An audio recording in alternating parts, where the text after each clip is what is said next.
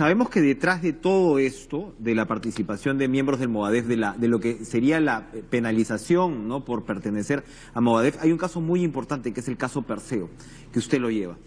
Ahora, tal como están las cosas, si se descubre que estos profesores, por ejemplo, son integrantes del Movadef, ¿se les puede penalizar en algo? Primero, comienzo con el señorito. Buenos días. Con respecto a los integrantes del Movadef que están enseñando en las aulas, nosotros tenemos permanente comunicación con el Ministerio de Educación. ¿Qué quiere decir eso? Quiere decir que nosotros comunicamos todas estas personas que han estado vinculadas a condenas, que han tenido condenas por terrorismo, para que se apliquen las leyes respectivas y se les expulse. En esta semana hemos estado coordinando con la Procuraduría del Ministerio de Educación, justamente para tomar esta acción, digamos, progresiva que se da, porque hay que tener las sentencias confirmadas, cosas que es un poco complicado a veces por la antigüedad de los casos. Hemos tenido varias y tengo entendido que el Ministro de Educación en cualquier momento va a dar resultados sobre esa decisión. Es decir, porque tú puedes ser miembro del Movadef, pero puedes no haber tenido sentencia por terrorismo.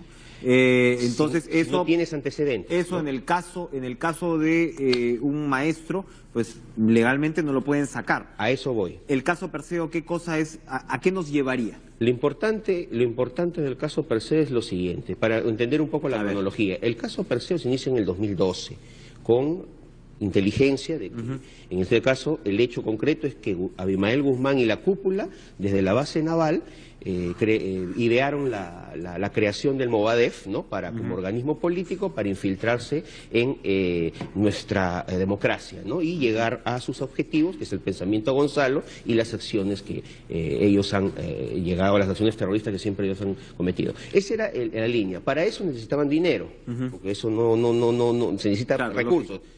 Estaba Artemio en el Guayaga. Artemio ha sido condenado por terrorismo, por narcotráfico y por lavado de activos.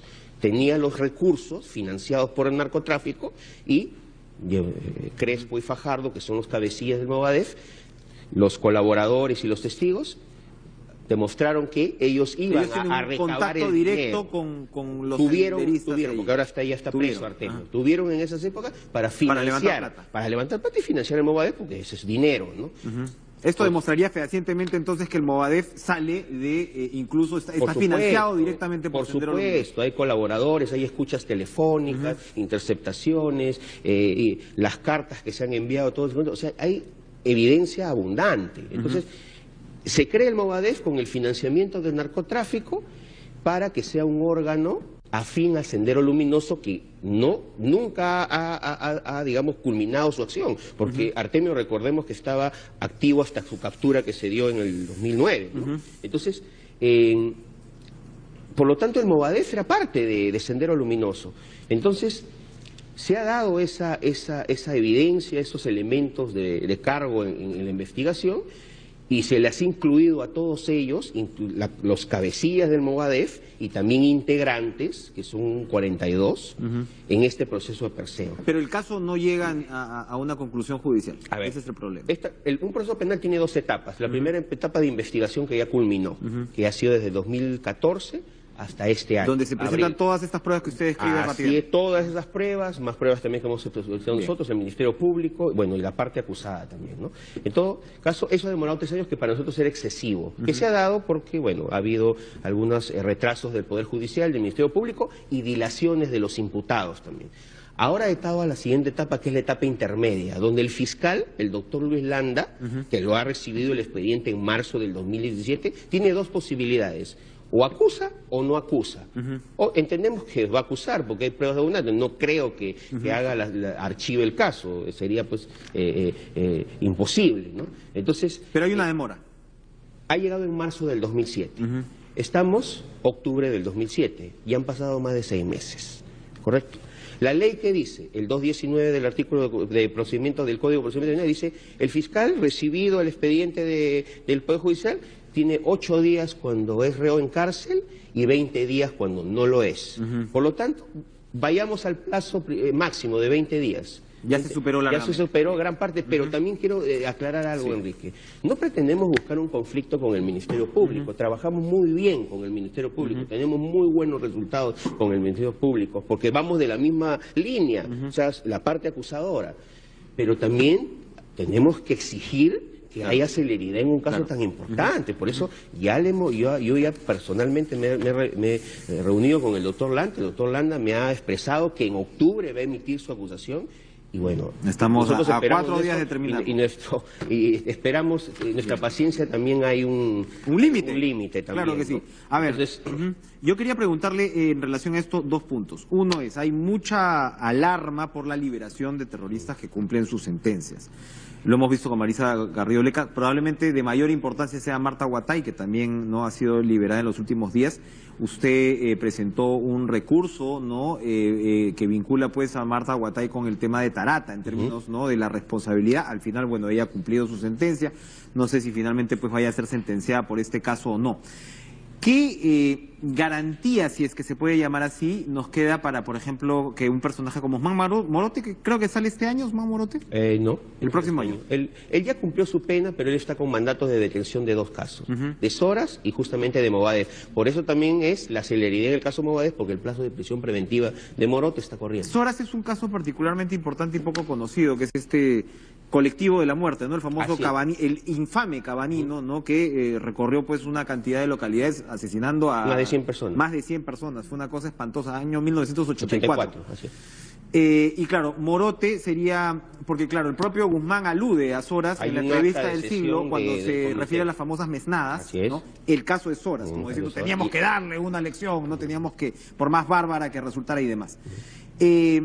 ¿Alguien más que Morote podría resultar responsable, además de los que ya están cumpliendo pues cadena perpetua y demás, o es sobre todo Morote el gran responsable? En el caso de Soras, sí. En el caso de Soras está todo el comité central por autoría inmediata. En la ejecución la dio Víctor Quispe Palomino, José, con un destacamento de criminales que había ahí, y ellos son o sea, Morote está ahí, pero Morote ya cumplió su pena. Morote cumplió su pena en el 2013. Pero no sentenciado por el caso Soras. No hay sentencia por el caso estos son Soras. casos nuevos que no fueron juzgados, por eso se están juzgando, porque se descubrieron. En el caso de Soras sí hay un ¿no? juicio en marcha. En el caso de Soras, claro, el juicio de Soras también está a nivel fiscal, con la doctora Luz Ibáñez, ¿ya? Que es la titular de la segunda ¿Hay fiscalía. retraso también en ese caso? Bueno, ella lo ha recibido en diciembre del 2016, ¿no? Actualmente ya han pasado varios meses también. Hemos conversado con la doctora, nos ha dado el compromiso que le iba a salir. Entendemos que el Ministerio tiene carga, pero hay retraso también en este caso. Hay retraso y, bueno, en todo caso también... ¿No cabe ninguna prescripción en el caso de Soras? No, para nosotros no hay ninguno porque es un delito que ha violado el derecho penal humanitario y la ley de humanidad, y ahí no hay prescripción, ¿no? Para terminar, doctor Ruiz, el tema de las reparaciones colectivas, de las reparaciones de los terroristas, las reparaciones civiles que ellos deben. Hace poco se reveló también que se han dado embargos por casi 9 millones de soles, ¿no? En el caso de los terroristas, incluso una oficina se la ha embargado a Marta Huatay en el centro de Lima. Claro, con el tema de las reparaciones, uno dice, por supuesto que tienen que pagar las reparaciones, ¿no? Pero por el otro lado también hay un elemento de realismo. Nunca van a pagar las reparaciones por 8.700 millones de soles. O sea, ¿cómo llegar a un tema de reparaciones realistas que de repente también en algunos casos pues llegue al tema de que garanticen que no salgan de la prisión hasta que éstas se paguen? ¿Hay algún tipo de término medio al que se puede llegar o sencillamente estamos hablando pues de que ellos salen de la cárcel y se podrían dar embargos como este? A ver, ¿qué establece la ley con respecto a la reparación? La reparación civil en primer momento es compleja. ¿Por qué? Porque no depende de la capacidad adquisitiva del imputado, sino del daño que produjo. El terrorismo produjo un daño incalculable. Según la última estadística que he leído de Contraloría, creo que más de 100.000 millones inclusive, con todos los rezagos que ha dejado. Entonces, y aún así, la preparación civil impuesta, que es en total más de 6.000 millones, es exigua también. Pero esa es la preparación civil que impuso el Poder Judicial. Entonces, eso representa, en cierta manera, el daño ocasionado. Entonces, eso no se puede revertir. Igual que en corrupción, igual que en tráfico de drogas, crimen organizado. Pero en el Perú no hay cárcel por medio. Ahora, el ejecutar eso, el que la persona tenga dinero para pagar todo eso, esa es una cosa distinta. Entonces, ¿cuáles son los mecanismos de la Procuraduría? Cobrar lo que podamos de ellos, de lo que se encuentren, bienes, trabajo en algún lado, pero también tenemos problemas con la informalidad, no se registran, no se les puede embargar, y otros mecanismos. Hay muchos problemas para cobrar, y eso no solamente se da en temas de reparación, sino también en deudas comunes y corrientes. Ningún deudor va voluntariamente a pagar. Sí. Entonces, lo que quería decirte, en ese sentido, personas que no pagan la reparación civil, ¿no? Se les puede poner restricciones. ¿Ok? Se les puede poner restricciones, y ya el ministro del Interior y el Poder Ejecutivo han dado unos proyectos que hemos nosotros revisado, que son personas que se registren en el Consejo de Defensa cuáles son sus actividades para el cobro de la reparación civil. Me parece excelente. La imprescriptibilidad de la reparación civil, que ahora prescribe a los 10 años, es muy rápida, ¿no? No prescribe, no pagas tu reparación civil sigue vigente, pero la ley lo establece que actualmente prescribe como cualquier acción.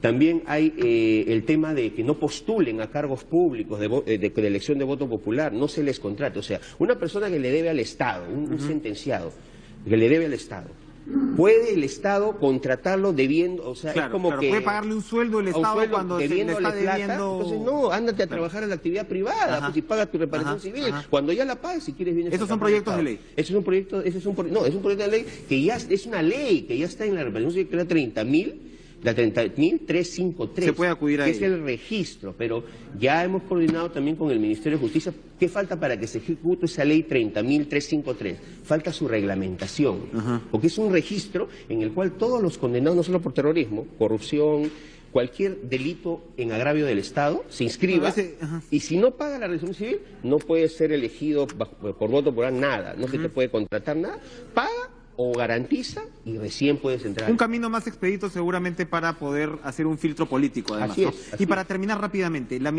primera ministra Mercedes Arauz nos dijo acá que en el tema de las reparaciones civiles también se podría llegar a una suerte, ella lo llamó un neteo. Es decir, hay reparaciones demandadas ante los organismos internacionales por elementos terroristas. Entonces, claro, uno dice, ¿cómo se les va a pagar algún tipo de reparación civil si es que ellos le están debiendo millones al Estado? ¿Eso también es posible contrapesarlo? Por supuesto, eso ya se aplicó también hace unos años, pero tuvo un plazo. Se está volviendo, lo que ha dicho la ministra es correcto, es un mecanismo válido, ¿no? Legal, que es la compensación, se llama. Tú me debes reparación civil y la Corte, bueno, dispone algún pago que se tiene que dar, se compensa. Eso vale, pero nosotros ahora que también estamos viendo que esto se promulgue, nosotros ya tomamos una acción con el análisis que hemos hecho legal. ¿Qué hemos hecho? En varios que la Corte Interamericana les ha dado un pago, ¿no? Que en esos casos no intervenimos nosotros, interviene la Procuraduría Supranacional. Nosotros detectamos, la Procuraduría nos informa y le embargamos el monto. Por ejemplo, ¿no? La reparación civil al terrorista A, la Corte también ha dicho que le dé 100.000 soles. ¿Okay? Nos comunica la Procuraduría del Ministerio de Justicia, este condenado debe 100.000 soles, debe 100.000. Listo, te reduzco la reparación civil y no recibes nada. Sol. Y entonces se compensa. Quería hacer una acotación muy importante, Enrique. El día de ayer ha habido un fallo muy importante de la Corte Suprema respecto a este terrorista libanés, Hezbollah, que fue absuelto hace unos años, hace unos meses, en abril de este año, indebidamente por la sala, por el colegiado integrado por Pablo Elave, Emma Benavides y Emperatriz Pérez Castillo. Nosotros hemos estado es un caso de terrorismo internacional, el primer caso que ha habido acá, es un caso importante. Ahora, ¿cómo está el terrorismo del Estado Islámico, del Hezbollah, de Boko Haram? Entonces, indebidamente estos magistrados absolvieron a este terrorista, que está preso por fe pública, por otro delito que no es terrorismo. Y el día de ayer, la primera sala penal transitoria de la Corte Suprema, presidida por un magistrado muy respetable como es el doctor José Luis Lecaros, la doctora Elvia Barrios, el doctor Príncipe Trujillo, y los demás respetables magistrados, dando un ejemplo de qué es el compromiso y la lucha contra el terrorismo de manera legal, ha anulado este fallo. Ha anulado y ha dicho, esa absolución está pésima, está mal. Vuelvan a juzgarlos, porque no los puede condenar por ley, ¿no? Vuelvan a juzgarlo, y este sujeto, ¿no?, peligroso, se queda en la cárcel, no va a salir libre, y va a haber un nuevo... Perfecto, ya lo que nos faltaría, pues, el terrorismo islámico moviéndose en nuestras calles. Gracias, Procurador Antiterrorismo Milko Ruiz.